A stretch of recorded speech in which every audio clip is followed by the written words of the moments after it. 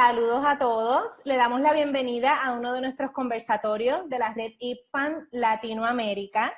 De esta mesa de hoy, la encargada es María de los Ángeles Acosta Faranda. Ella es doctora en nutrición, es IBCLC, consejera internacional de lactancia, y una de las fundadoras de Amamanta IPFAN Paraguay. Así que los dejo con Mara. Muchísimas gracias, Melissa. Ella es de Puerto Rico, por cierto, y nos va a hacer el soporte para este conversatorio. Este conversatorio que se titula Código Internacional y Códex Alimentario y Monitoreo. Como IPFANers, América Latina y el Caribe, queremos resaltar que no recibimos patrocinio de ningún tipo de empresas, productoras o distribuidoras de alimentos infantiles y productos conexos, incluidos los extractores de leche, ni de farmacéuticas, pesticidas químicos, armamento o que ejerzan violencia contra las mujeres y la niñez, ni tenemos conflicto de interés.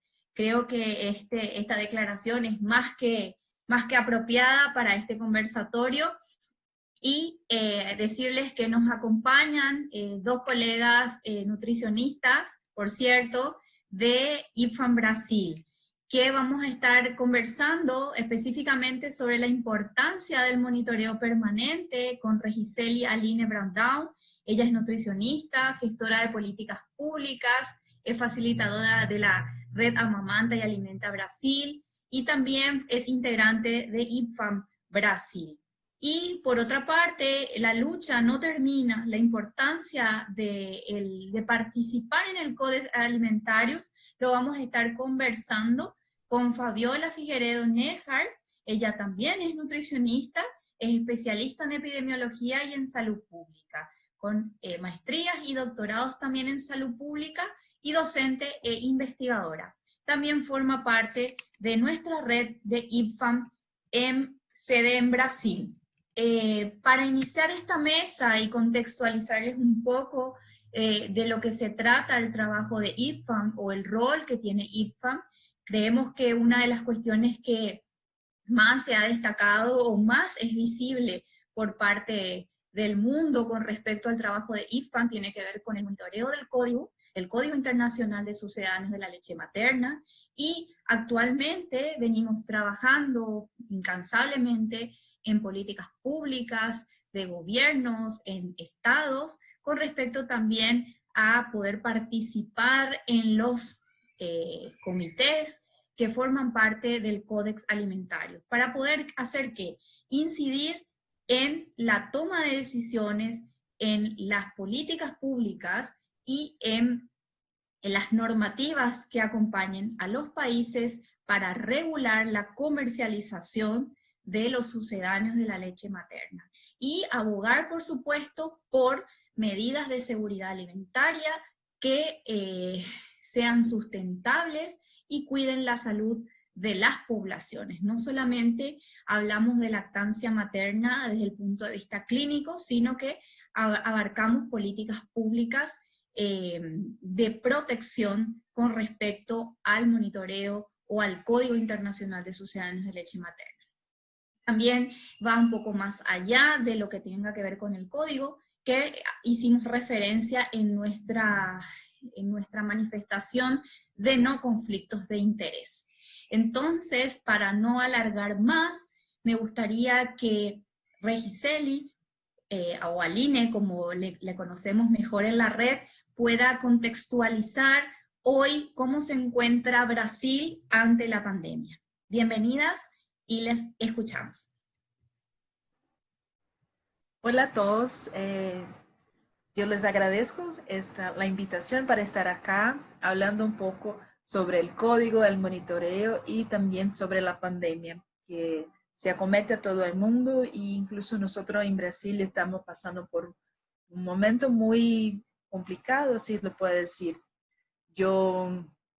Nosotros en Brasil tenemos un gran problema en salud pública y de la pandemia del coronavirus. Tenemos más de 1000 muertes al día desde el mes pasado.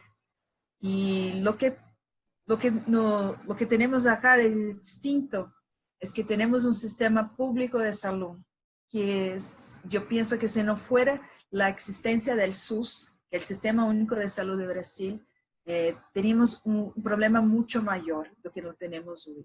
Así que fueron construidos algunos hospitales de campaña para los casos de coronavirus. Empezó en Brasil en febrero la primera muerte, y São Paulo, que es donde vivo yo, el estado más afectado con más casos, y yo creo que en los 2 primeros meses tuvimos un fuerte movimiento para que la gente se quede en la casa con medidas públicas de protección, pero desde mayo más o menos hasta ahora tenemos una flexibilización del isolamiento, y estamos creciendo con los números de muertos. Así tenemos un gran problema político también en Brasil, que el presidente no cree en la existencia de la enfermedad. Por varias veces él fue a la televisión a decir que no era una cosa muy grande, que era una cosa inventada por la media. Entonces, además, y tenemos una gran cantidad de gente que sigue por esa línea de pensamiento, que no cree que es una enfermedad importante. Entonces tenemos un problema de salud pública, un problema político, un problema económico de vulnerabilidad. Así que estamos en el medio de esto que está pasando, y a nosotros que trabajamos con la lactancia es algo que nos preocupa aún más, porque los estudios muestran que las madres y los niños son las personas que es más afectadas en situaciones de emergencias, y que tenemos que tener un gran cuidado para la protección de la lactancia. Entonces nosotros, profesionales de salud, nos quedamos muy preocupados e intentamos algunas iniciativas para trabajar con el apoyo de la lactancia en situaciones de emergencia. Así que es un poco del panorama que nosotros estamos hoy en día. Gracias, Aline. Y seguidamente, para poder enmarcar un poco esa preocupación y un poco conocer hoy la experiencia de Brasil, un poco antes de la pandemia, pero también hoy cómo están infringiendo o quiénes son los que mayormente están infringiendo el código. O sea, realmente, ¿cuál es la experiencia brasilera antes de la pandemia y hoy, ya con pandemia, con respecto al monitoreo del código o al código en sí? Y cómo se visibiliza o se acentúa tal vez, no sé, el infringir el código por parte de las industrias con esta situación política que todos estamos en conocimiento realmente. Sí, bueno, nosotros en Brasil tenemos una experiencia con el monitoreo anual del código desde los años 80. Y bueno, con los años vamos añadiendo más tecnologías y más miembros para trabajar con el monitoreo nacional. Entonces hacemos un monitoreo que está por todo el Brasil. Y específicamente en este año tuvimos un gran cuidado de pensar el monitoreo en las redes sociales. Aunque ya estamos viendo y haciendo el monitoreo de las redes, con la pandemia creció muchísimo más, porque pienso que como las personas están en la casa y la internet es una ventana para el mundo, las empresas están usando, las tiendas están usando mucho este canal de comunicación para hacer las infracciones del código. En Brasil, el código se transformó en una ley. Tenemos una ley de 2006 que entonces el monitoreo está basado en esta ley. Y aún tenemos otros decretos que van dejando la ley más próxima de esta parte del monitoreo. Así que en los últimos meses lo que tenemos, lo que vemos son infracciones por parte de la industria para profesionales, haciendo cursos, haciendo charlas, haciendo conversas por la internet que son claramente una violación al código. Y principalmente una cosa que es importante decir, que es una fragilidad de la ley brasileña, que son las leyes de crecimiento. O sea, que hacen la promoción comercial de las leyes de crecimiento, pero cuando se va a ver por detrás, están haciendo también de fórmulas, de biberones, de chites, entonces que son violaciones muy graves. Incluso tuvimos una experiencia de que está pasando en muchos lugares, que es con participación de cantantes para hacer una presentación. Entonces, hace algunos días, la Nestlé quiso lanzar un producto nuevo con un concierto de una cantante muy famosa en Brasil. Pero estaba diciendo que era exclusivo para profesionales de salud. Entonces sabemos que son estrategias que violan el código.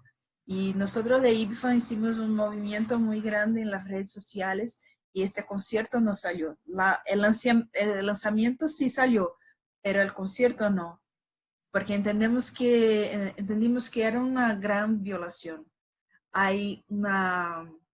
Recientemente estamos haciendo una petición pública para recoger firmas, porque hay una parcería entre, nuevamente, la Nestlé y la Sociedad Brasileña de Pediatría para hacer un curso para nuevos pediatras. Y un curso con todas las infracciones, con las brindes, con bolígrafo, con todo eso, pero diciendo que era un curso para la alimentación infantil. O sea, lo que una empresa puede ofrecer para una clase profesional que no sea parte de un conflicto de interés. O sea que incluso el nombre del curso se llamaba Jóvenes Pediatras. O sea que era justamente para, desde que están terminando la formación, ya estén totalmente involucrados con eso. Incluso pensamos mucho en la película Tigers, como si fueran, son los nuevos Tigers, ¿no? Que es un curso virtual para pediatras, entonces que eso también. Y bueno, a cada momento por la internet, yo como nutricionista recibo informaciones de un conversatorio de una empresa de la Danone, de la Nestlé, hablando de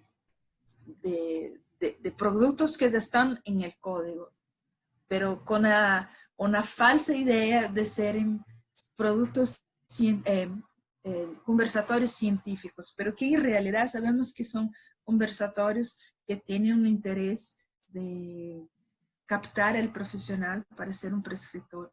Incluso en ese momento, como estaba hablando de la pandemia, cuando no tenemos tanto acceso a las madres con dificultad de la lactancia y que ellas muchas veces no se pueden ir hasta la unidad de salud con el miedo de la contaminación del COVID.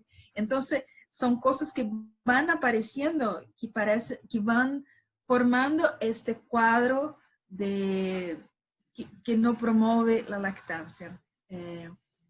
Otra cosa que quería decir es con relación a las redes sociales también, que acá tenemos mucho, que son las influencers, que son personas que reciben por hacer la promoción en la internet. Entonces, vimos en los últimos meses personas recibiendo cajas con leche, con biberón, con cuadernos de alimentación infantil, explicando cómo es la alimentación infantil. Entonces también es un gran problema que tenemos nosotros. Entonces, nosotros acá en Brasil tenemos la práctica de hacer el monitoreo anualmente. Entonces, elegimos 2 o 3 meses al año para que todos los miembros se fijen a mirar las tiendas, los comercios, y entonces tenemos esta práctica. Y en este año nosotros vamos a empezar ahora, en la próxima semana vamos a empezar el monitoreo. Y entonces nosotros percibimos que es importante tener este monitoreo permanente, porque un solo mes al año es muy poco para poder dar cuenta de todas las infracciones. Entonces, es un compromiso de IPFAN, de la sociedad, y exigir la responsabilidad de los fabricantes y distribuidores de sucedáneos de la leche materna para que no violen el código. Entonces, es muy importante porque a todo momento, a cualquier fragilidad de la sociedad, estén ciertos que va a haber violación al código.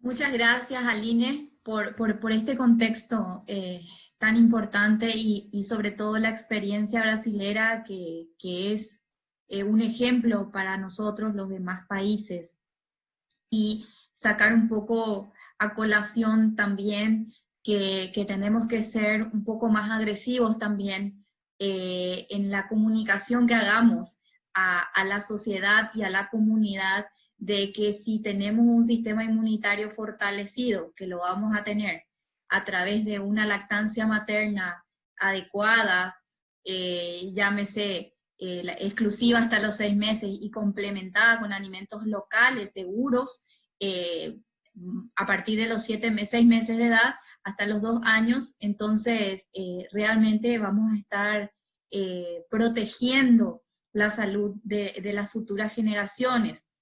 No obstante, creo que es imperioso y debemos ser realmente más agresivos para que exista una contraparte comunitaria con la que podamos sopesar un poco tanta agresividad de la industria hacia los profesionales de salud, que al final quedan totalmente confundidos, a propósito o tal vez no a propósito, ¿verdad? Entonces, en esta línea de pensamiento, queremos conocer, queremos saber qué es el Códex, y que Fabiola nos cuente un poco de qué se trata este tema, y cómo sirve, para qué sirve, cómo se relaciona con el código, porque es una de las discusiones o de los temas como más emergentes en los últimos años en IPFAN, de que debemos formar parte y debemos actuar también en los espacios Códex. Pero ¿de qué se trata para puntualizarnos esto, Fabiola? Bom, boa tarde a todos, é muito bom estar aqui com vocês, agradeço muito esse importante momento de discussão.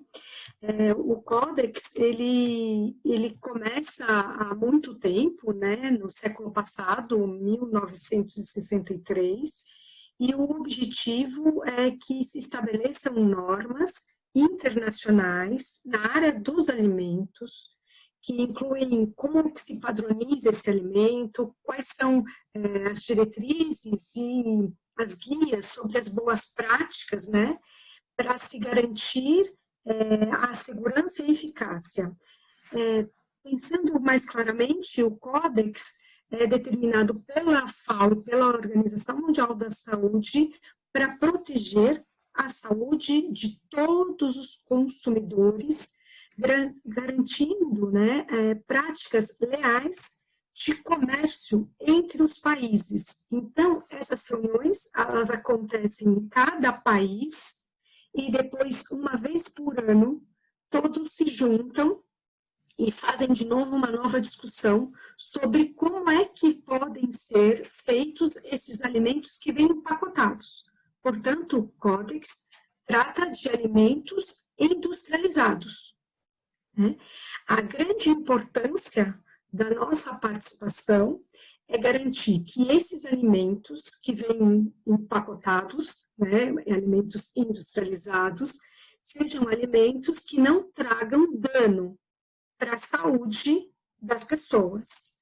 Na área da alimentação infantil, A grande questão é que a indústria, assim como a Aline acabou de falar sobre monitoramento, a indústria quer colocar produtos no mercado que chamem a atenção dos consumidores, que não necessariamente trariam ou trazem alguma questão de saúde, mas elas promovem o alimento com algumas ideias de que pode trazer saúde. Por exemplo, aumentar a quantidade de uma determinada vitamina ou de um determinado mineral.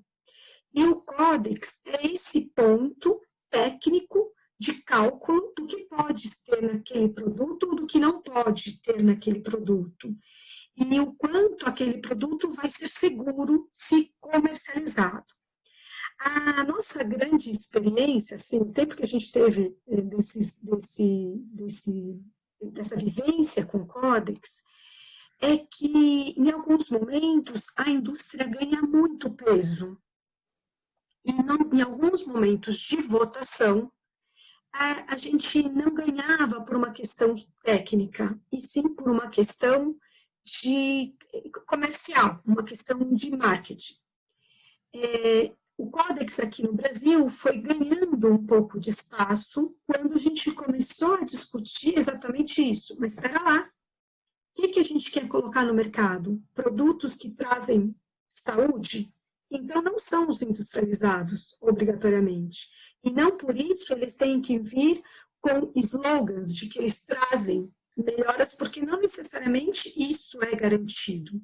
A gente não garante, às vezes, algumas coisas que eles querem colocar, que a indústria quer colocar no alimento, não é uma garantia de que vai se estabelecer em processos de saúde. Ao contrário, a gente pode correr riscos, e é isso que o Codex discute. No início das discussões, a IBFAM era uma das representações da sociedade civil, mas a gente, ao longo dos anos, foi ganhando mais espaço. Então, hoje, o Codex aqui no Brasil conta, felizmente, depois de uma certa luta, de 2016 para 2018, o Codex conta com uma representação maior, por exemplo, do IDEC, do INCA, aqui no Brasil, Instituto Nacional do Câncer, e da Abrasco, da Associação Brasileira de Saúde Coletiva. Isso deu uma força para o grupo, garantindo que, de fato, as discussões fossem técnicas e não comerciais ou econômicas ou políticas, como algumas vezes acontecia. O Codex é uma possibilidade da gente ampliar a distribuição de alimentos que não causem dano para a saúde pública. E mais do que isso, diminuir a vulnerabilidade da população como um todo com relação às suas escolhas alimentares, porque alguns grupos ainda escolhem alimentos porque entendem que os alimentos que são industrializados são alimentos melhores do que aqueles que elas conseguiriam nas suas regiões, numa horta comunitária. E a possibilidade das discussões do Codex permearem a sociedade ampliam as chances das escolhas alimentares mais acertadas. Essa é a maravilha de trazer hoje, nesse conversatório, essa discussão, para a gente poder permear o maior número possível de pessoas para entender que Codex não é um assunto impossível de se entender, como às vezes as pessoas querem fazer, né? Deixar impossível, porque daí falar, não consigo nem saber disso. Não, o Codex é algo nosso, de cada um de nós. E a possibilidade de conversar isso é transmitir a informação necessária para se escolher bem os produtos que a gente vai colocar em casa. E conhecendo mais o Codex, a gente descobre que os produtos mais próximos da gente são os melhores produtos para serem colocados na mesa de cada um de nós. Acho que é isso, mas a gente pode conversar mais do que for preciso. Sí, gracias Fabiola. En esa misma línea de discusión o de temas tan importantes que están colocando ambas, me gustaría que puedan como indagar o mejor dicho, destacar cuáles han sido o cuál ha sido la mejor estrategia que ustedes encontraron para afrontar esa seducción que hacen las industrias. En el caso que comentaba Regiseli, esa seducción que hace la industria a profesionales de salud, y en tu caso, Fabiola, con respecto a Codex, esa seducción tanto técnica del lenguaje que usa Codex, que muchas veces es como, ay, no manejo ese idioma del Codex, entonces nos acobardamos. Entonces, ¿cuáles han sido esas estrategias que ustedes usaron para poder afrontar tanta agresividad de la industria? Bueno, creo que el camino no está hecho, así que estamos pasando cada día por una prueba nueva. Cuando pensamos que ya hubimos conversado y aclarado todo lo que es conflicto de interés, surge una nueva situación y que se pone a prueba la militancia de IBFAM Brasil. Entonces, Mara, creo que estamos aprendiendo a cada situación, pero el envolvimiento de todos todos están atentos, o sea que cuando uno recibe una información, ya se comparte y ya se piensa que vamos a hacer una... Uy. Hoy. ¿Hola? Hola, te escuchamos. Está. Que se cayó así un rato. Bueno, entonces, que hace parte de lo que estaba hablando del monitoreo permanente. Entonces, estar vigilante a todo momento, conversando con otros profesionales, porque las informaciones llegan por todas las partes, por el correo, por la internet, en los centros de salud. Entonces, estar vigilantes para el monitoreo y una fuerza que tenemos es esta de hacer cartas de, no sé si se puede decir bien en español, repudio. No sé si hace así. Repudio, sí, pronunciamientos, bueno. Sí. Sí, entonces hacer una denuncia para la sociedad, creo que esto viene siendo un camino que IBFAM Brasil está yendo por este camino y tenemos algunos logros. Usamos siempre la parte de firmas por la internet, con peticiones, esto también tiene. Y tenemos un parcero muy importante acá en Brasil, que es el Instituto de Defensa del Consumidor, que es el IDEC, que con gran experiencia en esta parte, con abogados que tienen trabajado junto con nosotros acerca de este enfrentamiento. Y bueno, creo que lo que podemos decir que está pasando ahora, pero tenemos que tener fuerza porque es un trabajo cotidiano y no se acaba nunca, nunca, nunca. Cuando pensamos que, esta asociación ya entiende un poco de conflictos, bueno, va a salir una nota, va a salir una cosa que ves que tiene una seducción de la industria, porque ellas lo hacen a todo momento. Entonces estamos caminando, ya logramos muchas cosas, pero estamos aprendiendo a cada situación y la pandemia trajo para nosotros una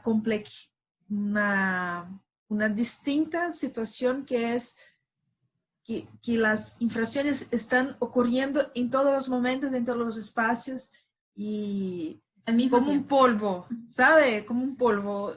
Y miramos acá y cuando vemos para acá y así estamos nosotros. Tenemos que compartir y en el grupo y tener fuerza para alcanzar a todo. Bien. Fabiola, te escuchamos para ir cerrando. Sim, sim. Exato como a Aline disse, né? Sempre aprendendo, sempre vigilantes, mas dentro do tema Codex, existem alguns pontos que a gente tem pensado, né? Que é sempre divulgar material sobre Codex, né? Entregar documentos que possam ser explicativos de como que esses grupos técnicos e essas reuniões acontecem, de alguma maneira criar momentos que sejam encontros onde se possam discutir, né, sobre essas questões e o papel social de cada grupo ali, de cada ator social, perdão, para que a gente consiga atuar, né, que essas tarefas dos grupos de trabalho e das reuniões do Codex sejam tarefas bem executadas, né, e, acima de tudo, uma importante questão é garantir que que todos os participantes tenham transparência, né, e possam ali deixar claro a sua postura livre dos conflitos de interesses, né?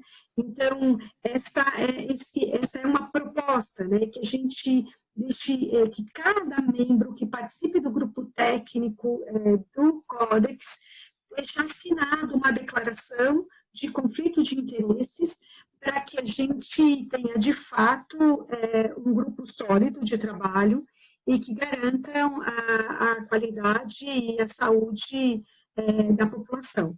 Mas também garantir que a população possa ter sua voz ali, e é verdade, né, o IDEC tem sido um grande parceiro nosso e traz aí também um pouco da voz de vários atores sociais. Isso, a luta não pode parar, né, a gente vai ter que ir enfrentando, mas eu entendo que nos últimos 4 anos a gente teve alguns ganhos. Os próprios comitês aqui do Brasil são comitês que hoje, para você participar, você assina uma declaração livre de conflito de interesse. E se você tem algum interesse, você deixa de ser membro daquele grupo da sociedade civil e passa a ser membro associado à indústria. Isso também é uma possibilidade, né? Mas garantir isso, eu acho que traz para a gente uma segurança para manter a saúde da população. É isso. Perfecto. Muchísimas gracias, Aline y Fabiola, por colocar estos temas tan importantes y que de hecho son pilares de lucha de IPFAN en vuestro país y en el resto del mundo también.